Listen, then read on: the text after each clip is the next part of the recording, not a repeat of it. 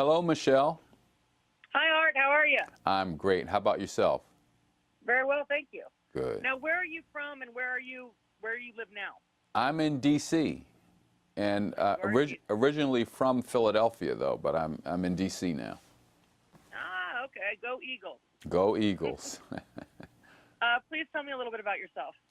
Well, I'm the president and CEO of the BBB Wise Giving Alliance, and we're an organization that monitors the health of charities so that people know if they're trustworthy.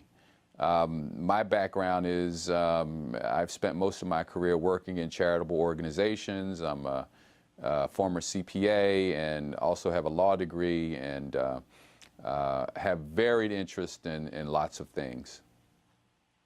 Now, how can people learn if a charity is worthy of their donations?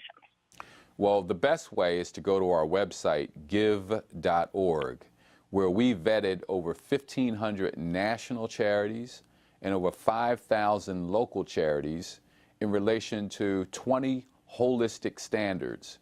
And we do a very rigorous job in vetting these organizations, so you don't have to do all of that work. And believe me, if you're not dealing with charities all the time, it's going to be very hard for you to know if an organization is trustworthy or not. So you really do need the help of a third party, and we think we're that third party that you should say is your third party of choice. What are some of the 20 markers for a good charity? Sure, great question. Well, one of them is to determine if the charity actually has a governing board that's actually operating. So we ask that the volunteer board of directors actually meet 3 times a year, that there are at least 5 members who are independent, that they're not getting paid.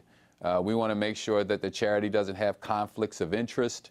We check out their finances to make sure that the charity does not have problems with how they're managing and spending their money.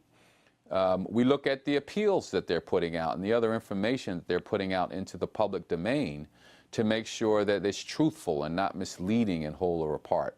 And if there are any complaints against a charity, we want to make sure that charities are dealing with those complaints. We want to make sure that they're managing their effectiveness so that they're actually in a position to meet their mission. So those are some of the things that we look at. Now, how did the BBB come up with Give.org?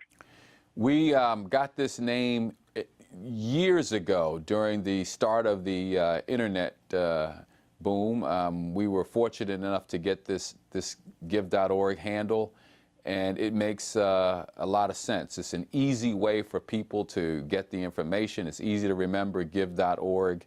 And so we're just hoping that people use it. We want to get more people using it. We have over 4 million visits a year right now of people who are making gifts to charities, and we want to see that double or triple perhaps this giving season.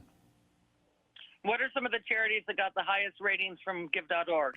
Well, there are many charities that meet our standards. About 55% of all of the charities we evaluate do meet all 20 of the standards.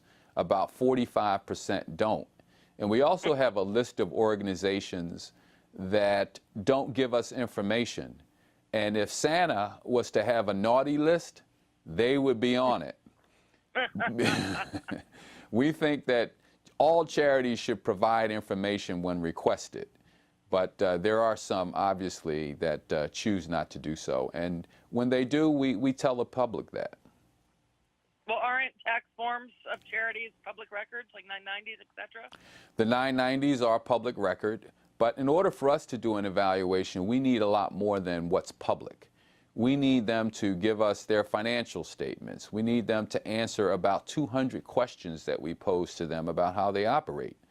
And this information we can't get from anything that's public right now. And why would companies or charities want to give you that information? Well, there may be several reasons. First, they may not meet all of our standards, and they don't want people to know that. They may be overwhelmed with their operations and don't feel that they have the time that it would take to go through the process that we put them through. In other cases, they may simply be hiding something, and we leave it to people to make that judgment. But we've heard from many people who followed us for many years, who tell us that if a charity doesn't provide them with any information, they're not going to get their money. What are some common mistakes people use when donating to a charity? What people do, I'm sorry. Yeah, I think in general, sometimes we're not as careful, donors are not as careful about making sure that they have the charity that they want to give to, because there's so many charities out there that have names that sound alike that it's easy to be confused. You think you're giving to one organization, you're actually giving to another. So that's one. Secondly, I think people succumb to pressure. You know, when you get a call or you get a letter in the mail and it makes it sound like if you don't give your money right now, the world's coming to an end. Trust me, it's not. At least it's not because of that request. And what you need to do is take your time and not feel pressured. I have elderly people calling me sometimes saying, Mr. Taylor, I have so many letters in the mail. I don't know what to do. How do I give to all these charities? They treat these letters like they're bills, like they're invoices for services that they purchased. And I just tell them, you know, you don't have to give to everyone. Just give to the ones that matter to you the most. And you know, one good tip is for people to think in advance. You know, every year you're going to give money to charity. This isn't a surprise to you, right?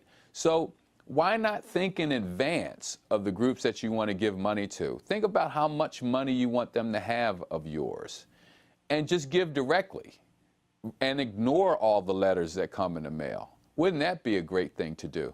We have Thanksgiving coming up. Why not sit down with your family during Thanksgiving and think about the organizations and the causes that matter to you, and come up with a budget and a plan for giving to those organizations that matter most? Now, please tell me a little bit about this survey. What are some new key findings of this? Fascinating information. So most of us have grown up thinking that millennials are these weird people that do things so different, and we wish they would change to do things the way we do it. But not in this case. They actually have this right. 61% of millennials are actually talking to their kids about giving.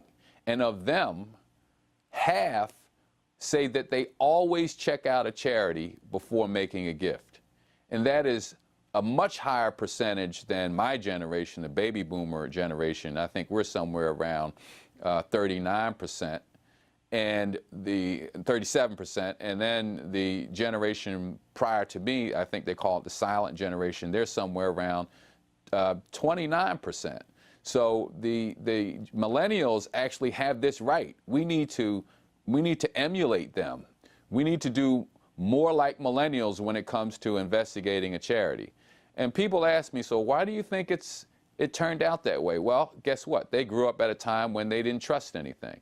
All the institutions that we grew up with, banks, businesses, the media, government, all these institutions that we trusted, they grew up not trusting. And they are armed with supercomputers. They have these telephones that are always connected to the internet that can give them information that they want at any time. So you combine those two things and it makes sense that they're checking out charities. Where can people go to find more information? You go to give.org, give.org, and you can find tips on giving, videos with charity leaders. You can find a magazine that we publish 3 times a year that'll give you all of the information in it. So there's a wealth of knowledge and information that you can get right there at that website.